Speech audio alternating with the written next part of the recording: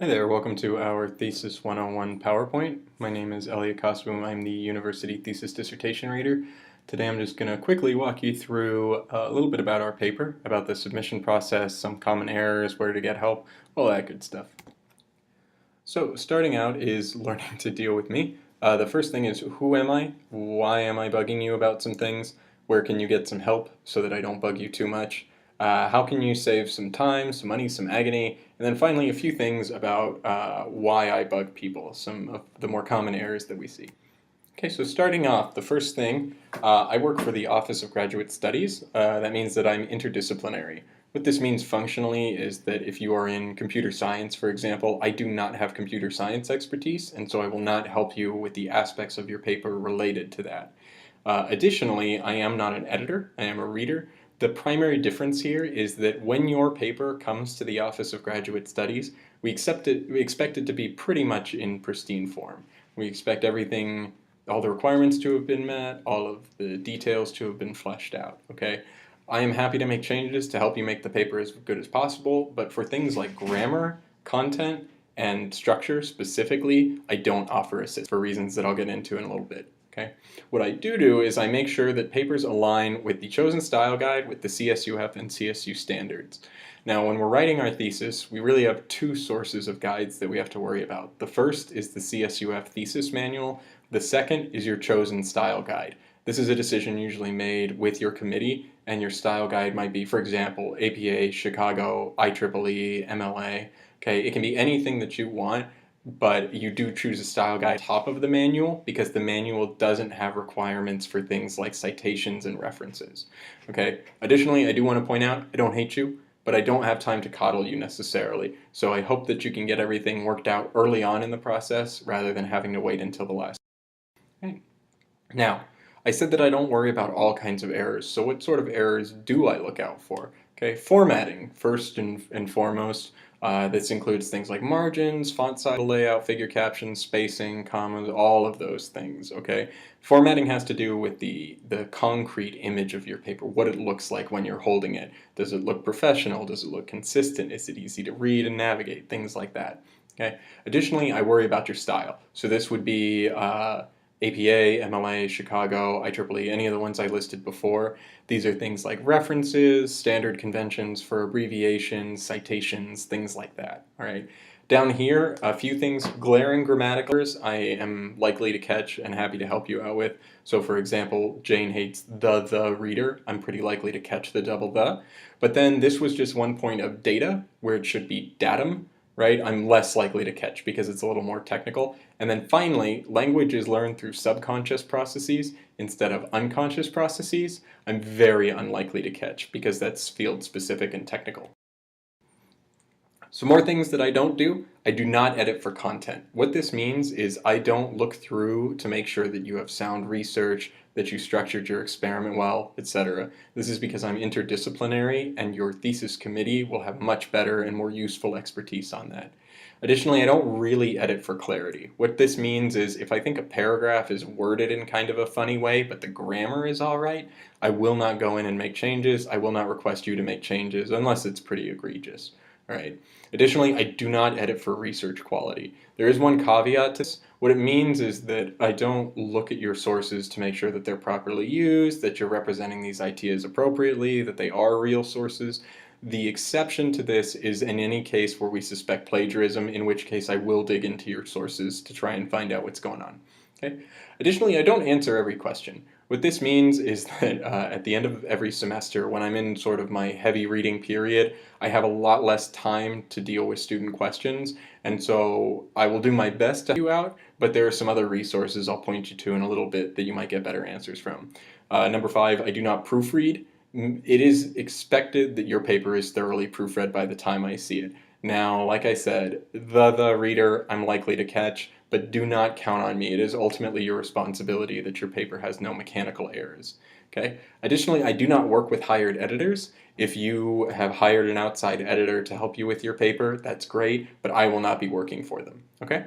And I do not work exclusively for you. Your paper, you are an individual, and your paper is one of 100. All right. That's not an exaggeration. We do often have 100 papers, so please try and understand that if I'm brief or if I don't get back to you immediately, it's not out of malice. It's just out of practice. Now, when do I come into play? What do I do? The answer is right now. If you're watching this, there's a good chance that you're on what you need to do, but I encourage you to interact with me as soon as possible. What this early interaction looks like is usually number 3, send in a draft. What I mean by a draft, I also use the term preliminary check, is that you're sending me some amount of your paper that has not been finalized and approved by your committee necessarily to see how the formatting is going.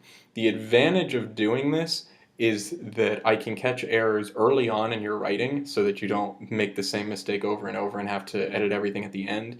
It can give you a little bit of peace of mind, and if I can put more time into your paper earlier in the semester, you'll get it back faster later in the semester. Okay. Additionally, please send in questions the first time they come up. Now, this can be to me. My email is available at the end of this presentation. It can also be to the Office of Graduate Studies. The reason for this, again, is because if we can catch an error before you make it, you never have to correct it, right? Finally, with that, it is always easier to deal with me earlier than later. At the end of each semester, when I'm reading through papers, it's a very difficult time to try and ask for help, okay? Now, where do you learn the requirements? This is our sort of one-stop shop for our thesis needs, okay? I would encourage you to pause and take a look at it right now if you haven't already. On here, you will find things like our thesis manual, our thesis template, the thesis verification form. You'll find information about making appointments with graduate learning specialists, which I'll go over in a bit. My contact information, you'll find everything that you need. So this is going to be your main source. Now, what does the submission process look like? So the first step, easy, right? Write your thesis, right? When you're writing your thesis, you're going to be working with your committee to make sure that the content is up to snuff, that your research all looks good, all of those things. But during that time, like I said, you're encouraged to submit a draft. You do not need your full committee's approval to do this. If you'd like to get their approval, I'd always encourage that. But if you feel like, I've got a chapter and I want to send it in and see how I'm doing, please do so. After you've completed your paper and you've had your defense, your committee is happy with it, your next is going to be to create a ProQuest account. ProQuest is the online service that we use to manage our physical publication of our theses, as well as our online access to our theses. When you make your ProQuest account, we do have instructions for that on the website on the last slide. But as an overview, it's a lot like making a Facebook account. But here you do have to pay a fee of about $20 to $30 to cover the publication of your paper. If you also want additional copies for yourself, you want some for friends or family, where you're going to do that. After you have made your ProQuest account, you're going to submit your thesis materials to the Office of Graduate Studies. Now, we have 2 thesis materials here that we're worrying about. The first is the verification form. You can find this on our website. The verification form is a form that has information about your paper, information about your committee, things like your style, the title, your contact information, members of your committee, all of that good stuff. At your defense, your committee will sign your verification form, assuming that they're happy with the content, to tell the Office of Graduate Studies that everything's good to go. This form we do currently require to be submitted by hand with wet signatures. Okay. Under that, you're going to need to email a .docx to the thesisdishelpdesk@fullerton.edu. Now, this can be a .docx or a .doc. Those are just basic Word files. 2 formats that we do not approve that I'll have to reach out to you if we get a paper in. One is an Apple Pages document I can't use, and the other is a PDF. The reason I cannot use a PDF is because it's too difficult to edit. So I do all of the work with you through Word using .doc and .docx. Now, after everything is submitted, I'll read over all of the papers in the order that they're submitted. Now, this submission order can be a sticky point because at the end of the semester, when we're surrounding the thesis deadline date, usually about a month before the end of the semester, papers start coming in rapidly. So the difference between turning your paper in 2 days earlier versus 2 days later might mean 2 or 3 weeks before you hear back from me, depending on how many papers we get. Okay? Either way, when I'm reading through the papers, you will always hear back from me. If revisions are necessary, I'm going to ask you to make them and then submit your paper directly back to me. You don't have to make a new ProQuest or submit a verification form or anything, just via email is fine. And then if no revisions are necessary, I'll let you know that everything is good, and once I have your approval, I will finalize it on ProQuest, send out the emails on the back end, take care of all of the nitty-gritty stuff, okay? One important thing to note, we will never publish your paper without your approval, so, keep that in mind. Now, what will the paper look like? Your paper has 3 main sections. It has front matter, body, and back matter. The front matter includes your title page, abstract, table of contents, list of tables, list of figures, and acknowledgments. The body is just the body of your paper, including all chapters. And then your back matter is appendices and references. Please note this is the correct order of all of the materials on our paper: title page, abstract, table of contents, list of tables, etc. But not all of these parts will be in everybody's paper. If you don't have any figures, you will not be listing a list of figures. If you don't have any tables, no list of tables. No one to thank, no acknowledgments, no appendices, no appendices. Okay, one other little detail here that I don't want you to get tripped up on. If you have any tables or figures that only appear in your appendices, please do not include in the list of tables and figures. List of tables and figures only includes tables and figures that appear in the body of the paper. One last little thing. Anything that is not a table is considered a figure. So if it's a graph, for example, or a spectrogram, it's still considered a figure as opposed to. Starting out with our title page, I'm going to breeze through these pretty quickly, but the image that you see on the right-hand side is our thesis template, which once again is available on our website. I would highly encourage you to print this out and look over it before you start working your paper. Even better, print a copy and keep it with you while you are working on your paper. A lot of the template includes instructions about formatting requirements and things like that, and if you're working directly on it and you delete all of that, you miss that good info, so maybe make a second copy. But on the title page, a few common mistakes to notice. Please spell names correctly, especially of your committee. Nobody likes having their name misspelled. Spell your title correctly. Word is bad at doing spell check when everything is in all capital letters, so it's up to you. And finally, number 3, make sure that the spacing is right. If there are little things, I don't mind fixing it, but it should look as close as possible to this page. After our title page and our abstract, we're going to have our table of contents. Again, this is kind of a finicky area for getting things formatted, but if you're working in the template, you shouldn't have any problems. One important thing to note here is that format conveys meaning. This is sort of a running theme of these papers and of my work in general. But what I'm trying to point out here is if you look, for example, at chapter number 1, we have primary heading, secondary heading, secondary heading. The 2 secondary headings are indented. They're pushed farther to the right from the primary heading. This indicates that they are subheadings within the primary heading. So if this indentation is off, for example, it becomes really confusing for me to try to parse what you mean and for your readers. So we might have to rework things. All right. One thing to note, our section titles, that's our titles of these are always written in uppercase. For our subsections, on the other hand, we use title case. Title case means we use uppercase for all important words, but we do not use it for linkers, negators, things like that, unimportant words, okay? Underneath that, if you do have subsections, everything is going to be indented, like I said. One thing to note here, we have primary heading, secondary heading. You are more than welcome to use tertiary headings, quaternary headings, quinary headings within your paper, but for the table of contents, we only list the chapters, the primary, and the secondary headings, okay? You'll notice a bunch of dots on this page. Might be hard to see if it's a little bit small, but please note that those dots are not periods. All right, I want to point something out here, which is that if you're trying really hard to make something look great in Microsoft Word, chances are there's an easier way to do it. All right, Word can be a little bit of a fickle thing to work with, but if you're having trouble with those dots, for example, don't waste your whole night trying to make them perfect. Just shoot your paper on over to me, and I'm more than happy to fix it. All right, it's always much easier for me to make something look good from scratch than for me to undo difficult work and redo it. Right. Another thing, the page numbers. This might seem obvious, but please double check your page numbers on submission. Things move around, so it's important to get them right. Okay. You'll see our column alignment. If you look at this paper closely, you'll see how pretty everything looks. Abstract, list of tables, list of figures, acknowledgments, all of that's aligned on the left. All of our numbers are nice straight up and down. That's what we're shooting for. We want a professional final product. Okay, and the last thing, number 7, is spacing. So for example, you'll see a blank space in between the title of the chapter for chapter 1 and primary heading. And additionally, you'll see a blank space after secondary heading and before title. Now there's one more little thing I want to point out here. If you look carefully at each section, you'll see primary heading, secondary heading, secondary heading. Any time that we have a primary or a secondary heading, we need at least 2 of them. So what this means in practice, if we look at chapter 1, we look at our second primary heading, we have 2 secondary headings underneath it. That's great. If we only had one of those, I would have to ask you to either delete that secondary heading or to add a secondary one. The reason for this is that we don't want to concatenate, we don't want to stack headings within each other endlessly. Now, why do I worry about this stuff? Why do I bother you so much about it? It starts out because we're writing in a digital age. Most of you are not going to be accessing physical resources to go through and work with your paper. Instead, you're going to be researching online.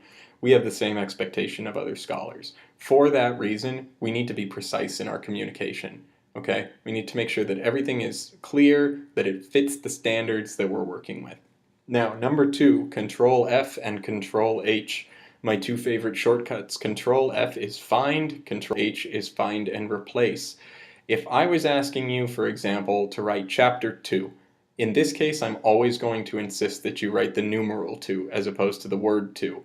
This has to be consistent across your entire paper, not just to help it look professional and polished, but also because if someone lazy like me is using Control F to search your paper, we want to be able to find everything really quickly rather than having to search for chapter TOO, chapter TWO, chapter numerical 2, etc.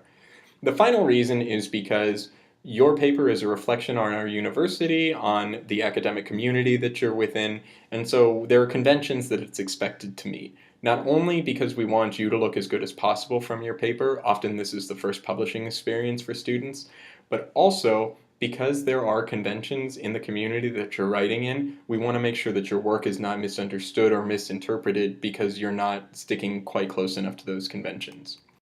Additionally, formatting conveys meaning. All right, looking down at number 1, we see 3 dashes there. The one on the far left is a hyphen. This hyphen is used for compound words. Right next to that would be an N dash. N dashes are used when we want to use 2 nouns of equal weight. So for example, US-Canadian relations. US and Canadian are equally important. It's not a compound word, so we're going to use that middle dash, that N dash. And then finally that M dash on the end there we use to break up thoughts. Okay, one important thing to note, whether we're doing compound words, equally compound words, or we're breaking up a thought with that N dash, none of our dashes will receive spaces on either side of them, except for an exception that I'll point out in just a second. Number 2, we have 2 kinds of ellipses here, dot, dot, dot, and then space, dot, space, dot, space, dot, space. Okay, we always use the second kind in our writing. This is a style that's used by a lot of different publications, and so we stick with it. Number 3, I talked about this a minute ago, but a little more detail. We want to keep our numbers consistent, okay? So for example, 100 versus 100, 2 versus 2. So part of this is a professional thing, but it's also important because sometimes we want to use the numerical 2, for example, chapter 2, or test or trial 2. Okay, it helps us keep things consistent. It's easier to find when we're doing that find option I mentioned earlier. And then number 4, operational signs. This is especially important if you have mathematical or statistical information in your paper. With our operational signs, we're always going to put a space on either side of them. So for example, number 1, n space equals space 1. Number 2, 1 space less than space 2. Those are great. Number 3, we see greater than 2. There is no space here, and that is correct. The reason that that is correct is because here we're not doing an operation. We're not comparing 2 numbers. We're just saying that something is greater than the number 2, okay? The thing that I wanted to point out earlier about our dashes is that the one time you'll have space on either side of your dash is when we're doing a mathematical operation. So I'm going to point out a few things really quickly about punctuation, some common errors. If you'd like, I'd encourage you to pause and take a look at these as I kind of breeze through them. The first one is periods and commas always come inside of quotation marks, whether you're quoting a full sentence or an individual word.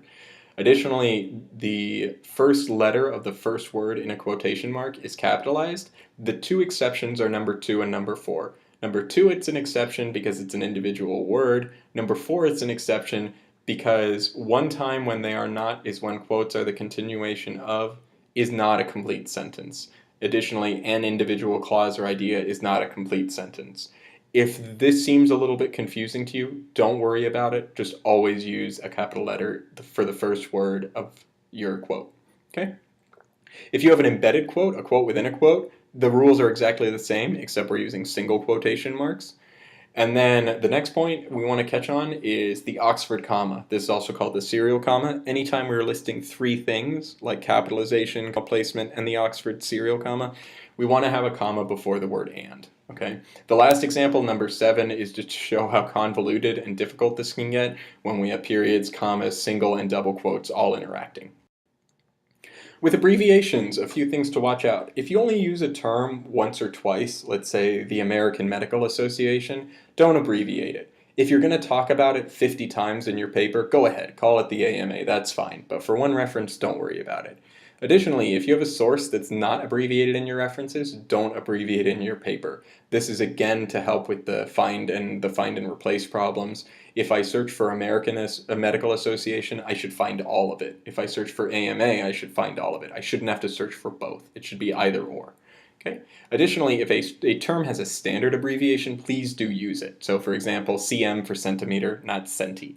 And then the last one, if the word is a proper abbreviation or an initialism, please be sure to capitalize correctly. One that catches people here, for example, is zip code. ZIP is an abbreviation, so we need to capitalize it. A little bit more applied, but if you're in biology, this is definitely important. Latin names of plants and animals are italicized by the first letter of the first word, and it's capitalized.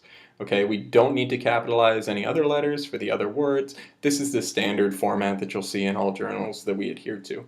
Additionally, a lot of standardized abbreviations, mostly statistical ones, are italicized, such as standard deviation, mean, probability scores, etc.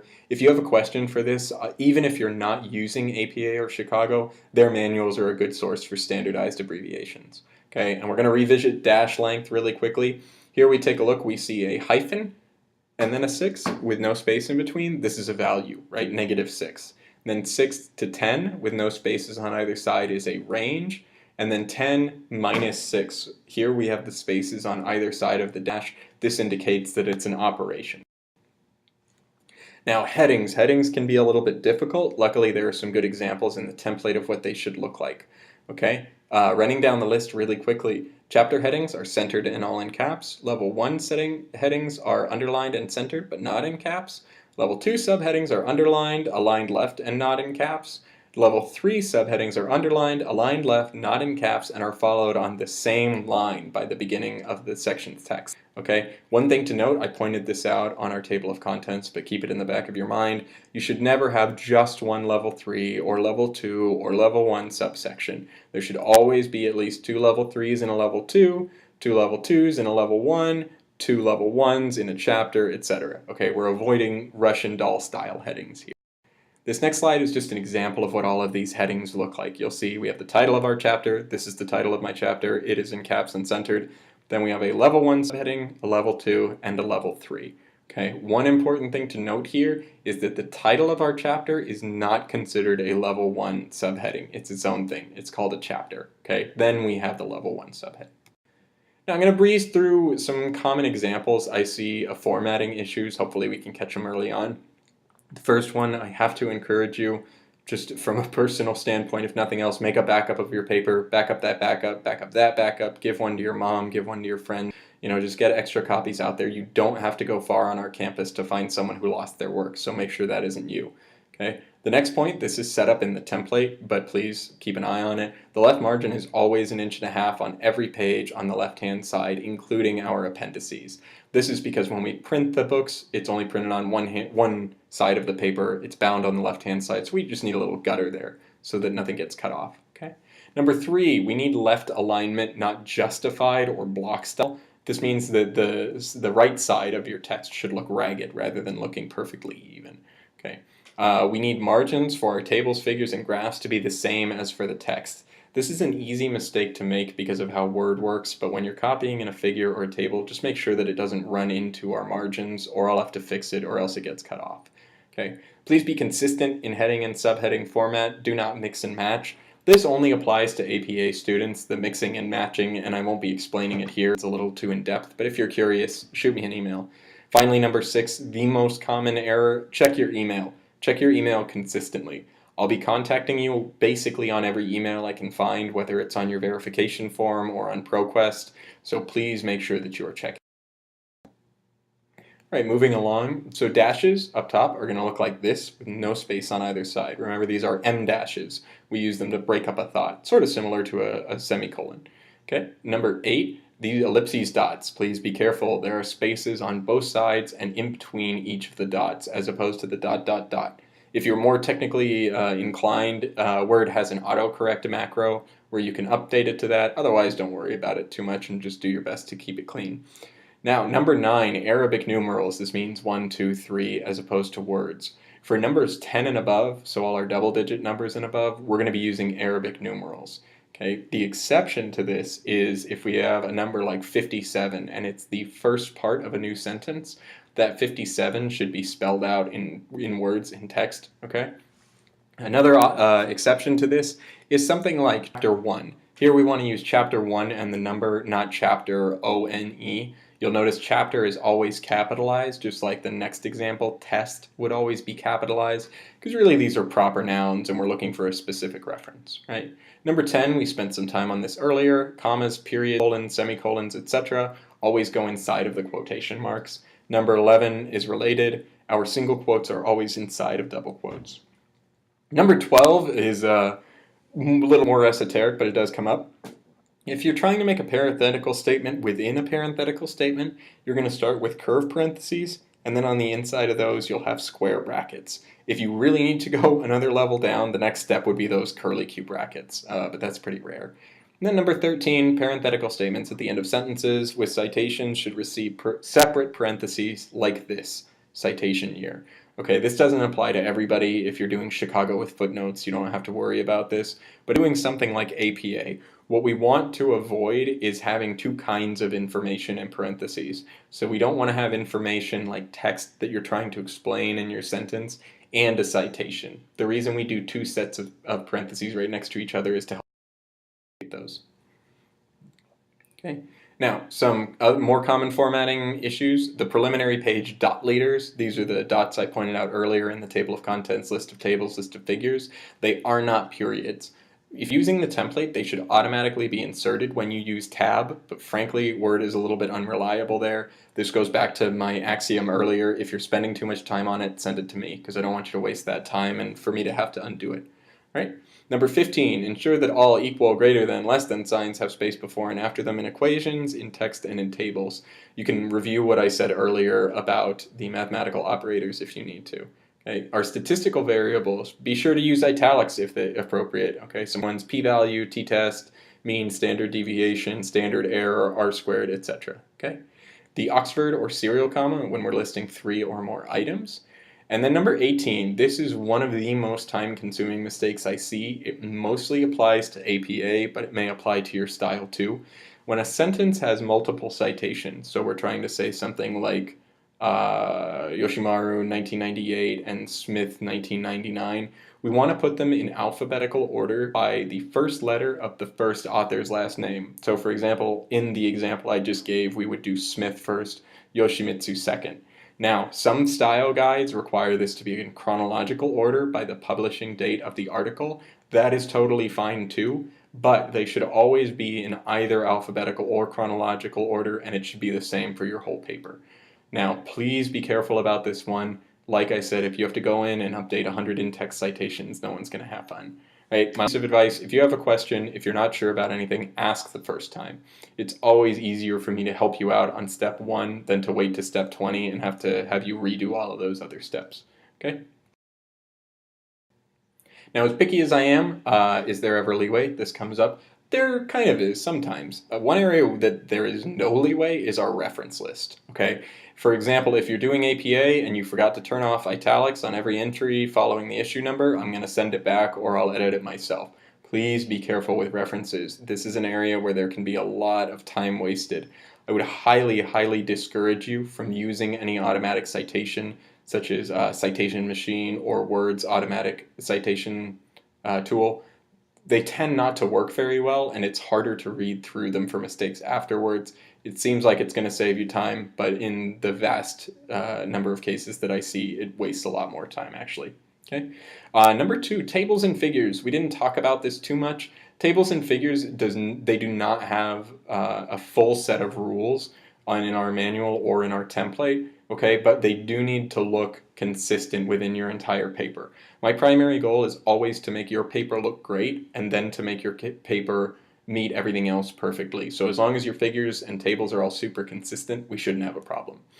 Number 3, direct quotations from sources should be exactly as written. Sometimes you feel like you want to change it around or something is spelled wrong.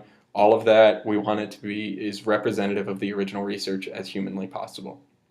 Additionally, if you are working with any human participants and you have any materials that they would have interacted with, this could be like a survey or a flyer or something like that, often your committee will ask you to include it in your appendices. The university does not have a requirement regarding including it in your appendices, but if you do so, it does need to look as close as humanly possible to what your participants saw and received. This is so we can do a little bit of variable control. We never know what effect changing the color or the font or something might have, all right?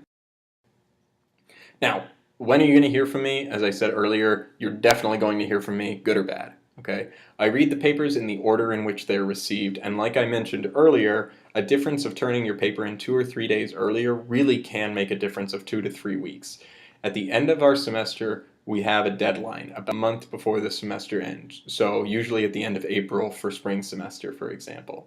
Okay, once we hit that deadline, I'm inundated with about 100 papers. If you turn in your paper 5 days before the deadline, you'll probably be number 25. If you turn it in right before the office closes on the deadline, you're going to be number 99 and you'll have much longer to wait. So I encourage you to get things in early. Okay? I have a rule that I tell people about, 15 or 100%. What this means is when I open up your paper, I'm going to start working through it and I will either stop at 15% or 100%. If I get through 15%, which is usually the first chapter, give or take, if I get through the first chapter and I'm thinking, this looks pretty good, I just have to make a few changes, I can handle this, I'll take care of it myself. If I get through your first chapter and it's just a war zone and there are tons of things that need attention, I'm going to send it back to you. Always, always, always shoot for the 100%. Every time that I have to communicate with you, wait for your corrections, and then go to read through them again is another delay, another few days you'll have to wait, because when I get your revisions, they'll be at the bottom of my priority list, okay? So, some things that I don't mind hearing. I definitely don't mind, hey, I emailed you my corrections a few days ago, I haven't heard back, want to make sure you got them. No problem at all, especially at the end of the semester I get really backed up, so I'm not as communicative as some students would like, so stay in touch with me if you want, okay? One thing I don't appreciate is, where are my corrections? My friend got his, where are mine? Like I said earlier, if your friend turned in his paper 2 days before you did, it might be another couple weeks, so don't freak out just yet. Now, number 6, this is an example of the best case scenario email. Hi Yuki, I read through your paper, I just fixed a couple of typos. I have no further notes and I am ready to sign off. I've attached your paper with comments about what I fixed. Please read through it, let me know if you're happy, and we'll get you on your way. Once you have made all of the necessary corrections, or I've made them for you and you're all ready to go, I'm going to ask you to approve the final PDF, because once again, we will not publish your paper without your consent. Once you have approved the final PDF, I will update it on ProQuest, I will send out the emails to the Office of Graduate Studies, you can relax a little bit, and I take care of the back end. Now, some common issues that cause delay. Number 1, ignoring corrections I sent you. If I'm asking you to make corrections, unless I explicitly state that they are optional, they are mandatory. Okay, I won't waste your or my time changing things just because I feel like it, right? I just want to make sure your paper meets our standards. Additionally, number 2, ignoring explicit instructions in the template, manual, APA, or Chicago manual, whatever style manual you are using. Okay, this can be a little bit of a hairy area because the thesis manual and template, we say, always takes precedence over the style manuals. What this means is if APA, for example, has a requirement about how to do their subheadings, we're going to use the template or manual heading style instead, okay? This is because the first thing that we have to hit, the most important target, is the CF style guide and manual as opposed to these independent style manuals, okay? Number 3, asking questions that are answered elsewhere. I know there's a lot of material. I can't expect you to have a perfect understanding of it. If you have a question and you shoot it to me, I'm not going to be rude about it, but I do encourage you to find the answer on yourself for 2 reasons. 1, it'll be faster, and 2, you might find other information you didn't even know you had a question about, okay? Number 4, emails that read here. I get a couple emails like this every semester. Don't be the rude student. If I'm ever brief with you, it's never out of maliciousness. It's just out of a time crunch on my end, okay? Number 5, well, my editor says this is hired editors, right? Again, I don't work with hired editors. Okay? Number 6, when's my paper going to be done? This is a little bit hard for me to answer, okay? I don't mind trying to give you an idea, but sometimes I'll say, well, I only have one paper in front of yours. You'll probably hear back in a few hours. And then that paper needs a lot more work than I anticipated. If you're just checking in on it, I'm more than happy to help you, okay? Number 7, why do I have to change this? Sort of philosophically, like, why do I have to use the Oxford comma? Because that's what our style manual is. Our style manual is an agreement between all of the CSUs with a little bit of editing on the CSUF part, so we're trying to keep things consistent.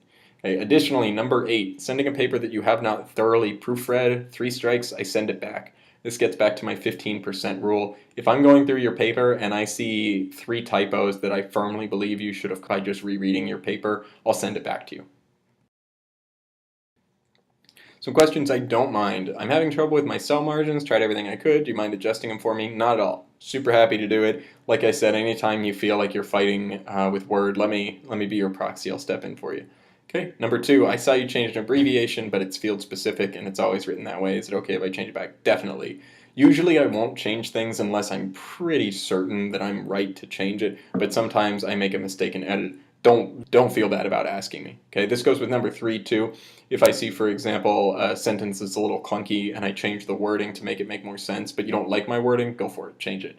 And finally, number 4, this goes for anything. If you ever believe that I've done something that misrepresents your data, please talk to me about it, and I'm more than happy to work it out with you. A few final tips. Please do use the template, okay? If I get your paper and it doesn't appear to have been written in the template, I'll send it right back to you and ask you to copy it back into it, okay?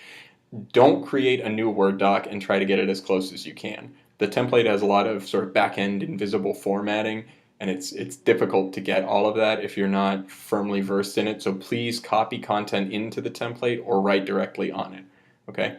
That being said, number 2, some students do prefer to write not in the template and then to copy it in later. I personally did this. I wrote my whole project in Notepad and then copied it into Word to worry about the formatting. Other students prefer to write directly on the template and get it all looking nice as they're working.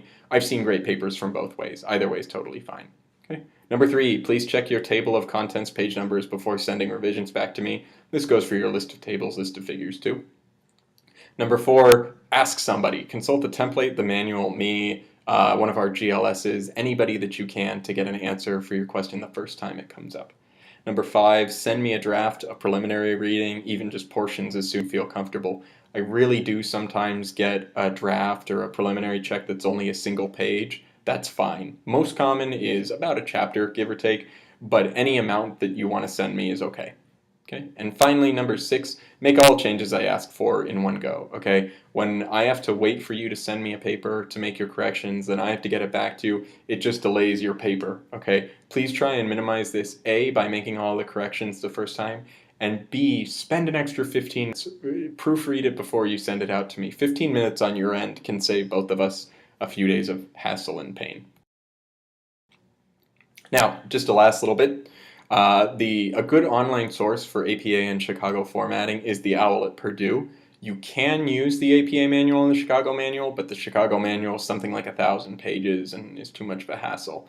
For other style guides, you'll be able to find the style requirements usually by Googling, pretty easy. Otherwise, please ask your committee. Note that a lot of style guides, especially more specific and niche styles, like for example American Antiquities, are based on other style guides. So if you're having trouble finding an answer, if you can't get the info you need, just let me know. Shoot me an email.